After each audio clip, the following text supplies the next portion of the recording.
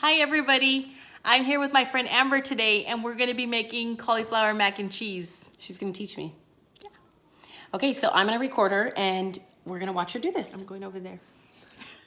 So I'm going to fry up a few slices of bacon in the air fryer so that I can add to the cauli mac and cheese and call it loaded cauli mac and cheese.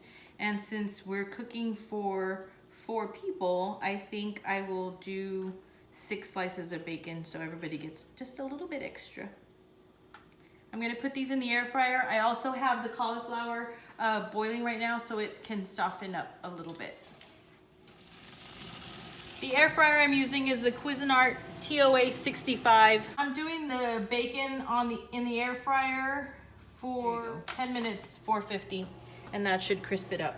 While the bacon is cooking, I'm going to drain the cauliflower. I don't know if you can see this, but it's just a little tender.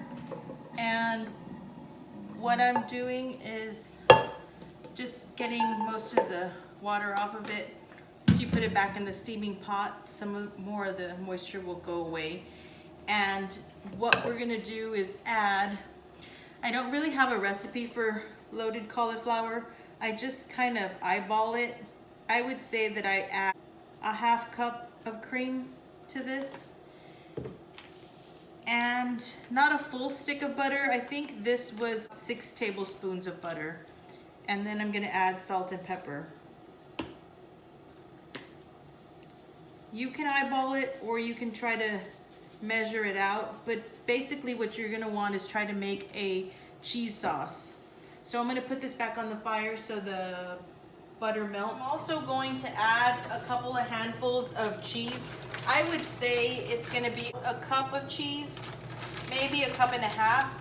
I'm gonna add 2 good handfuls and then I'm gonna stir it up, and if I don't think it's cheesy enough, you can see it.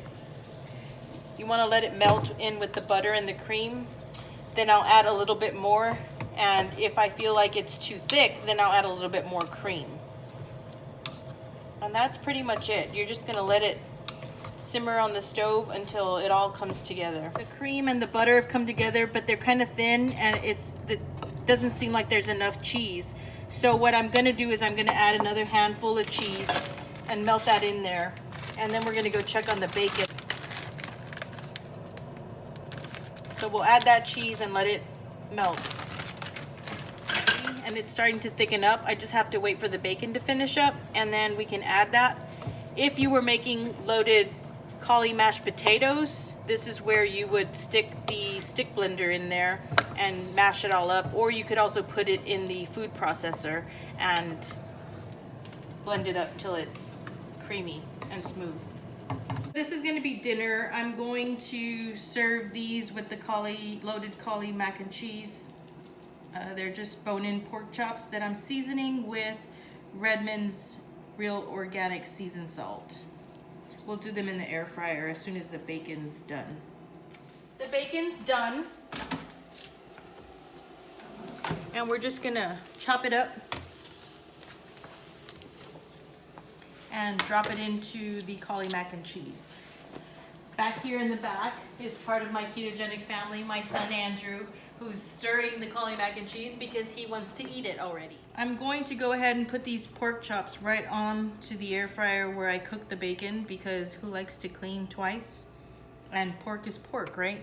Drew is going to be adding the bacon to the cauli mac and cheese. Yeah, I'm doing that. And I'm also gonna add some more cheese because my mom is stingy with her cheese and I like a lot of cheese on everything. So I'm just gonna yeah. The pork chops are gonna go in the air fryer at 400 for 20 minutes. There's about 5 minutes left in here, so I'm going to flip them over just so that they toast up on both sides.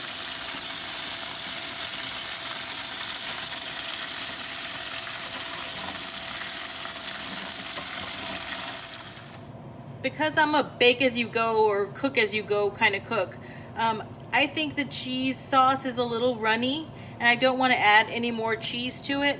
So what I'm going to do is I'm going to add 2 tablespoons of cream cheese. This is just plain old Philadelphia cream cheese. And I'm gonna mix that in, let it melt in, and hopefully it'll help thicken up the cheese sauce a little bit. There you have it, guys. Pork chops and cauli mac and cheese loaded with bacon and extra cheddar cheese. Hope you guys like it. Let me know what you think and let me know what other recipes you're interested in. I'll see you guys next time.